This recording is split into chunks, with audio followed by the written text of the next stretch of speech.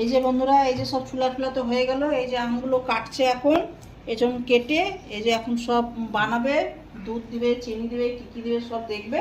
এখন সব ফ্রিজে রাখা হবে, মিনিমাম 8-10 ঘন্টা ফ্রিজে থাকবে, কালকে সব খাওয়া হবে। হ্যাঁ বন্ধুরা, এই যে দিল, আম দিয়েছে এর মধ্যে, তারপরে চিনি দুধ দিল। এখন গ্রাইন্ডিং করবে, গ্রাইন্ডিং করে নিয়ে তারপরে ভাগে ভাগে, ছোট কাপ হলে ভালো হয়, কিন্তু ছোট কাপ তো নেই, হঠাৎ করে নিয়ে এসছে বাজার থেকে। যখন নিয়ে এসছে তাহলে কাপটার সঙ্গে করে নিয়ে আসো, সেসব ওনার মাথায় নেই, এগুলো বলে দেবো আমি তারপরে। বড় বাটিতে বসাবো, এখন ফ্রিজ করা হবে এইগুলো।